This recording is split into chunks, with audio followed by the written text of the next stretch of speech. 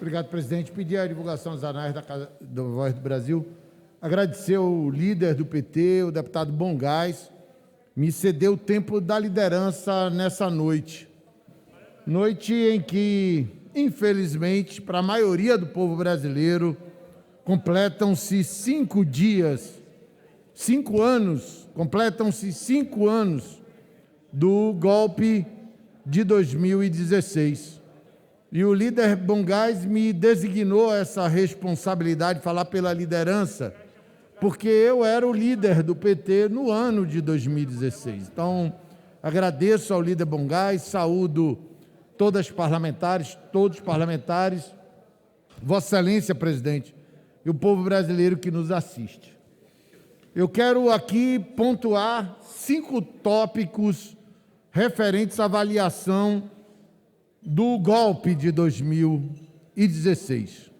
O primeiro deles é que não foi apenas um golpe jurídico, parlamentar, midiático, empresarial. Foi um golpe de Estado. E essa caracterização é muito importante do ponto de vista político e precisa do ponto de vista científico, da ciência política. Houve o protagonismo de agentes públicos que, mesmo com posições monocráticas, houve apenas uma posição colegiada no TRF4, quando do julgamento do presidente Lula, mas, no caso do impeachment, muitas ações de agentes públicos do Judiciário, do Legislativo, com a liderança do então presidente da Casa, Eduardo Cunha, com a articulação política do então vice-presidente Michel Temer e com decisões, mesmo que monocráticas, do Supremo. E com o protagonismo de também agentes públicos de formação militar ocupando posições de destaque nas Forças Armadas. Mesmo que em todos esses casos as instituições não estivessem por suas posições decisórias, na simbologia do golpe, elas atuaram politicamente para realizá-lo. Por isso, um golpe de Estado. O segundo ponto que eu quero destacar é de que foi um golpe de Estado contra a democracia, contra a República e contra as instituições, a normalidade institucional. Um desrespeito à vontade popular, porque uma mulher honesta, boa gestora, uma mulher que tinha um histórico precedente, e em especial durante o exercício da presidência, a presidenta Dilma, foi derrubada com artifícios que rasgaram a Constituição e desrespeitaram o voto e iniciaram um processo que, durante o governo Bolsonaro, só se aprofundou, de desorganização do funcionamento das instituições republicanas. O terceiro aspecto é que foi um golpe contra os direitos econômicos, sociais, trabalhistas, os direitos previdenciários das classes trabalhadoras, os direitos dos povos indígenas, que agora, inclusive, os saúdo na mobilização contra esse golpe, parte do golpe, que é a tentativa de implantação de uma interpretação com base no marco temporal para evitar novas reservas indígenas. E esse ataque aos direitos do povo se simbolizou num ataque à justiça que o povo tem direito através do ataque ao ex-presidente Lula.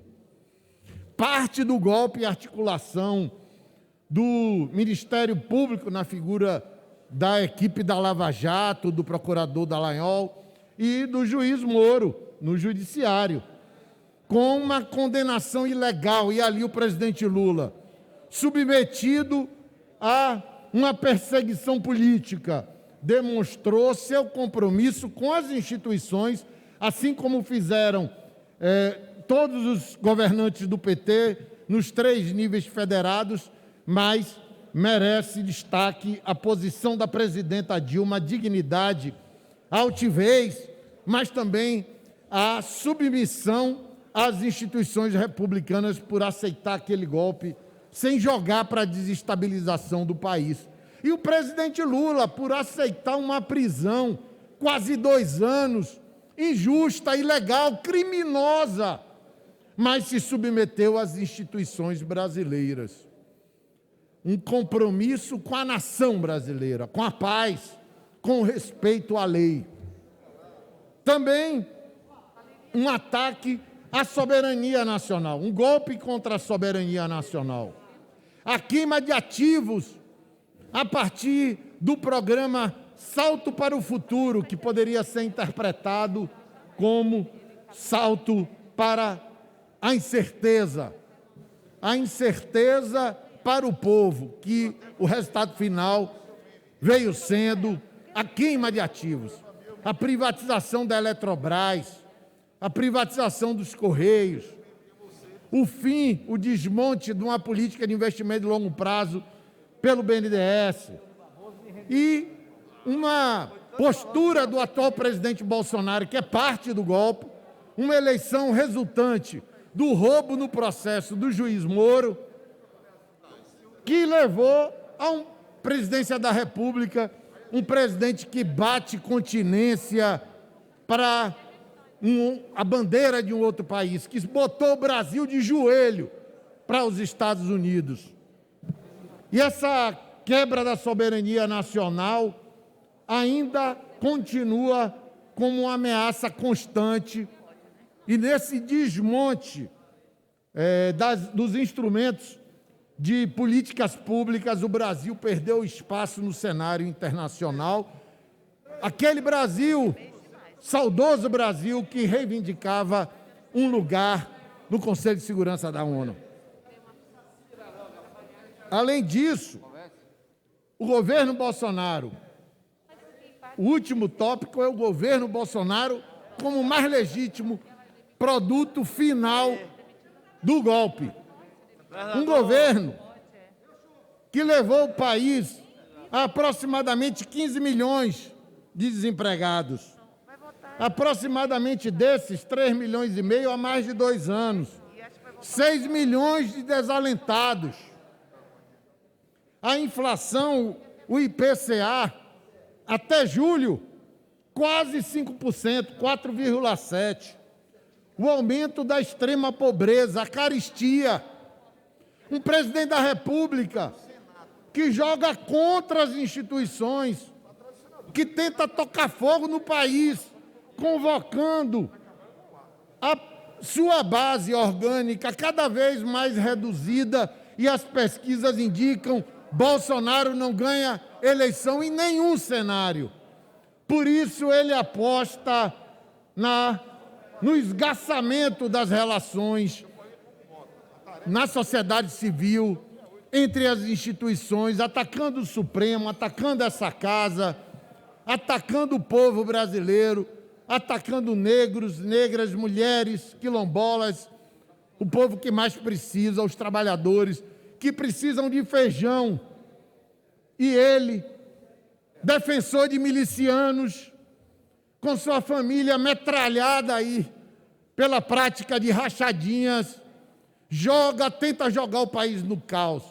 E nós, que temos relação com o movimento da sociedade civil organizada, os movimentos populares, com as pastorais, com o grito dos excluídos, não vamos aceitar provocação desse miliciano.